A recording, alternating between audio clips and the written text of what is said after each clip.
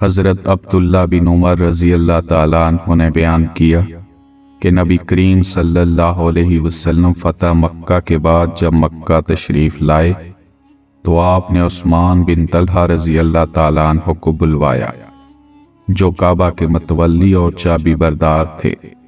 उन्होंने दरवाज़ा खोला तो नबी करीम सल्लल्लाहु अलैहि वसल्लम, बिलाल, उसामा बिन जैद और उस्मान बिन तलहा चारों अंदर तशरीफ ले गए। फिर दरवाज़ा बंद कर दिया गया और वहां थोड़ी देर तक ठहर कर बाहर आए। इब्ने उमर रज़ी अल्लाह ताला अन्हु ने फरमाया कि मैं जल्दी से आगे बढ़कर बिलाल से पूछा कि नबी करीम सल्लल्लाहु अलैहि वसल्लम ने काबा के अंदर क्या किया। उन्होंने बताया कि नबी करीम सल्लल्लाहु अलैहि वसल्लम ने अंदर नमाज पढ़ी थी। मैंने पूछा किस जगह? कहा गया कि दोनों सतूनों के दरमियान।